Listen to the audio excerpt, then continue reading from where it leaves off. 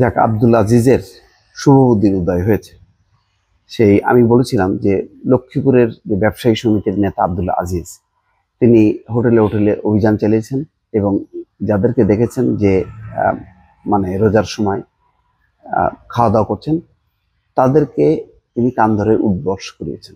তাদের মধ্যে অনেকে আছেন যারা বৃদ্ধ, যারা শারীরিক কারণে রাখতে পারেন না, রোজা রাখতে পারেন না, নিয়মিত ওষুধ খান, তাদেরকে পর্যন্ত কান ধরে উঠবস করিয়েছেন। এবং লাঠি হাতে নিয়ে যেভাবে তিনি হোটেলে হোটেলে অভিযান চালিয়েছেন, এটা খুবই দুঃখজনক। সনাতন ধর্মের যে হোটেলের মালিক, সেখানে যে অভিযান চালিয়ে তিনি মুসলমান যাদেরকে পেয়েছেন তাদেরকে কান ধরে উঠবস করেছেন।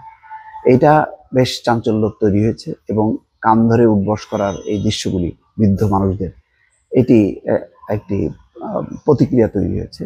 তারপর সম্ভবত প্রশাসন বিষয়টি তার সাথে যোগাযোগ করেছে এবং তিনি তার ভুল বুঝতে পেরেছেন এবং ক্ষমা চেয়েছেন। সেই খবরটিও গণমাধ্যমে এসছে।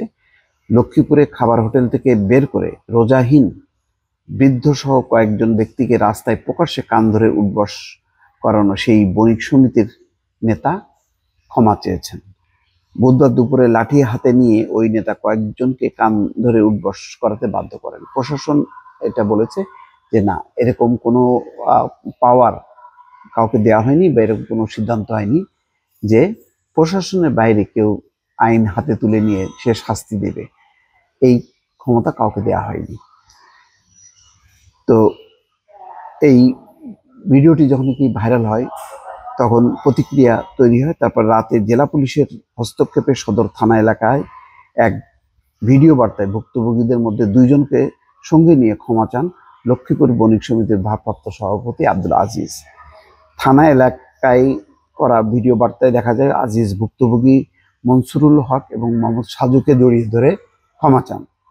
তবে সামাজিক যোগাযোগ মাধ্যম ফেসবুকে ভাইরাল হওয়া লাল চুল এবং দাড়িওয়ালা বৃদ্ধকে ভিডিওতে দেখা যায়নি। ওই ভিডিও বার্তায় আব্দুল আজিজ বলেন, কয়েকজন হোটেলে খাবার খাওয়ার জন্য ঢুকেছেন। রমজানের পবিত্রতা রক্ষায় তাৎক্ষণিক আমি গিয়ে ওনাদের বলেছি, আপনারা কেন খাচ্ছেন, আপনারা তো মুসলমান। সেক্ষেত্রে তারা বলেছে রোজা রাখেননি। আমি আসলে যে কাজটি করেছি সেটি অন্যায়, অপরাধ। কেউ রোজা রাখে নাই, এটা কি কারণে রাখে নাই? যদি নিয়মিত সে ওষুধ সেবনের ব্যাপার থাকে, তার মারাত্মক, কেউ ডায়াবেটিক্সের পেশেন্ট হতে পারে, ক্যান্সারের পেশেন্ট হতে পারে, এমন সব জটিল যে তাকে নিয়ম মেনে 3 বেলা তাকে ওষুধ খেতে হবে, তার পক্ষে তো রোজা রাখা সম্ভব না। তারপরে বৃদ্ধ যারা, যাদের শারীরিক সেই ক্ষমতাই নেই, তারা কিভাবে রোজা রাখবে? দরিদ্র মানুষ আছে কিছু যারা, তারা ওই খাবারই পান না তারা ঠিক মতো, তারা যে সেহরি খাবে, খেয়ে রোজা রাখবে সারাদিন, ওই সক্ষমতা নেই, কারণ তাদেরকে সারাদিন কাজ করতে হয়। তো এইসব নানান কারণ আছে যেগুলি সম্ভব হয় না।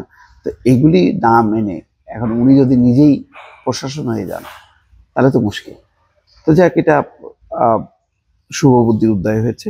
তিনি বলছেন যে আমি ওনাদের কাছে ক্ষমা চাই, ওনারা যেন আমাকে ক্ষমা করে দেন। আমি এই ধরনের পুনরাবৃত্তি আর কখনো করব না, এই ধরনের কাজের সঙ্গে জড়িত হব না। প্রত্যক্ষদর্শীরা জানান, এর আগে দুপুরে রোজার পবিত্রতা রক্ষায় শহরের থানা রোড এলাকায় হিন্দুদের কয়েকটি পর্দা লাগানো খাবার হোটেলে লাঠি হাতে বণিক সমিতির নেতা আব্দুল আজিজ অভিযান চালান। এই সময় রোজাহীন কয়েকজন যুবক বৃদ্ধকে হোটেল থেকে বের করে রাস্তায় প্রকাশ্যে তিনি কান ধরে উঠবস করাতে বাধ্য করেন। ঘটনাটির কয়েক খণ্ড ভিডিও ফেসবুকে ছড়িয়ে পড়ে, শুরু হয় নানা সমালোচনা। এছাড়া জাতীয় এবং আন্তর্জাতিক বিভিন্ন গণমাধ্যমেও ঘটনার সংবাদ প্রকাশিত হয়।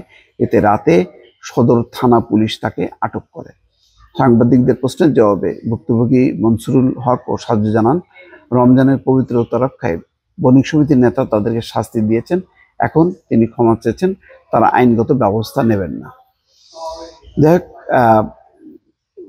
লক্ষ্মীপুর থানার যে ওসি তিনি বলছেন, ঘটনার প্রেক্ষিতে আজিজকে থানায় ডেকে আনা হয়েছে। ভুক্তভোগীদের মধ্যে 2 জন ব্যক্তিকে আমরা থানায় এনেছি, কেউ তার বিরুদ্ধে কোনো অভিযোগ দেননি। এছাড়া আজিজ নিজেও ক্ষমা চেয়েছেন, তাই তাকে ছেড়ে দেওয়া হয়েছে। ভুক্তভোগী লাল চুল দাড়িওয়ালাকে আমরা খুঁজে পাইনি। শুধু লাল দাড়িওয়ালা নয়, ভুক্তভোগী অন্য কেউ এসেও যদি অভিযোগ দেন, আমরা আইনগত ব্যবস্থা নেব। যাই হোক, বিষয়টি একটা মিউচুয়ালি আন্ডারস্ট্যান্ডিং হয়ে সমাধান হয়ে যাওয়াটাই ভালো। অনেকে ওই ধর্মীয় আবেগে, উত্তেজনা এই কাজটি করেছেন। আব্দুল আজিজও হয়তো তেমন কাজটি করেছেন। তবে এইটা একটা ভালো দৃষ্টান্ত হলো যে এই ধরনের কাজ কখনো নিজে হাতে নেওয়া উচিত না। কেউ যদি আইন না মানে, সে সংশ্লিষ্ট কর্তৃপক্ষ আছে সেখানে যাইতে হবে, কিন্তু নিজে নিজে কোনো দায়িত্ব পালন করা যাবে না। অন্তত এইটা এস্টাবলিশ হোক এই সংবাদের মধ্যে দিয়ে। দর্শক ভালো থাকবেন, আল্লাহ হাফেজ।